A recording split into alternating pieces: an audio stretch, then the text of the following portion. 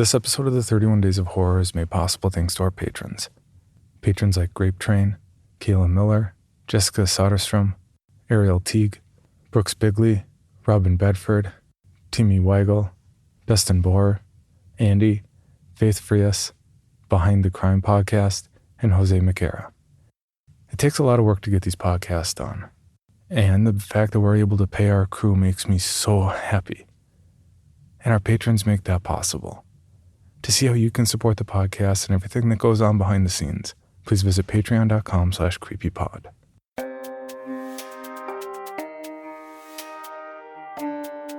This is Creepy, a podcast dedicated to sharing the most famous, chilling, and disturbing creepypastas and urban legends in the world. Whether these stories truly happened or are simply fabrications is for you to decide. These stories may contain graphic depictions of violence and explicit language. Listener discretion is advised.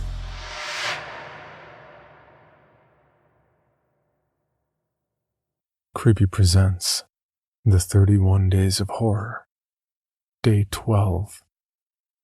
Dear Scammer. Credited to user Vada Bibo.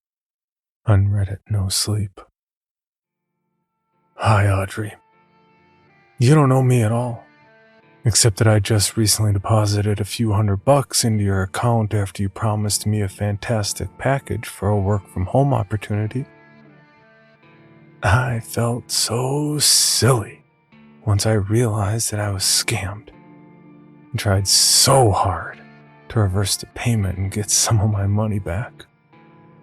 A futile process in retrospect. But what did I expect? Right? Anyway, Audrey, I had your bank account details and I felt very tempted to just give out your banking details in an elaborate scam, but I figured karma will sort you out eventually. However, I couldn't just wait for karma and not be there to witness your punishment. You don't know this, but I used to work in prison. Dangerous people, you know, but all very willing to return favors if you help them inside prison. A cigarette here, early parole report there. Quid pro quo.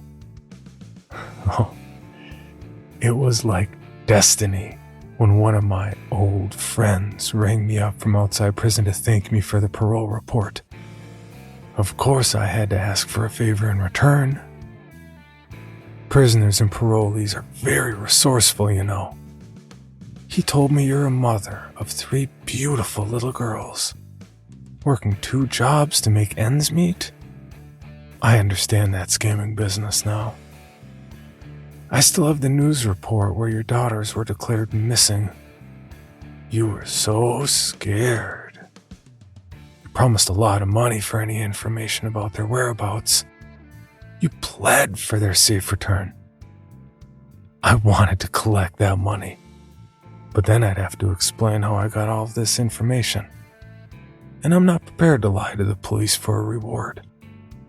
I'm an honest person. I work hard for my money, unlike you.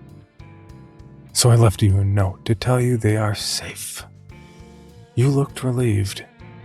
Now, Audrey, before you take the note to the police, you need to understand that your children are safe.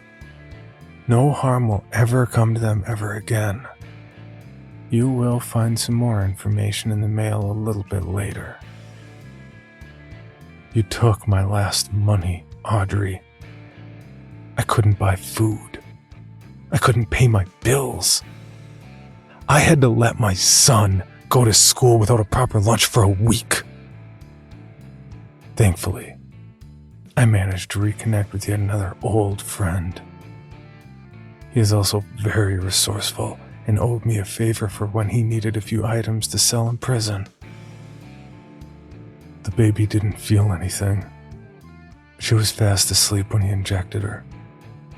My son was overjoyed when he saw a decent dinner that night. We managed to get buyers for your middle child's, Anna, right? Organs. A lot of money in young children, in case you want a different kind of scenery for your next scam. The oldest one, oh, she is very pretty. Is already living with a new family. They promise to take good care of her. She'll be fed, clothed, and she gets to start earning her own allowance straight away. Every day. I hear there are quite a few gentlemen who will pay good money for her company. I've arranged for her first check to be paid to you, because you obviously need the money. Lastly, I feel I should say thank you for this opportunity. I will be more aware of scammers like you, but I've also reconnected with a lot of old friends. Sincerely, Victim 102698.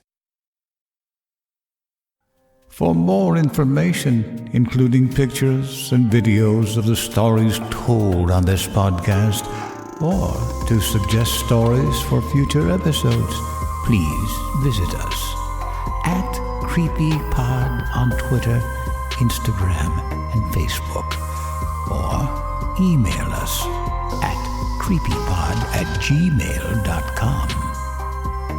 All stories told on this podcast can be found at creepypastawikia.com and are protected by a Creative Commons license. Some rights reserved unless otherwise stated.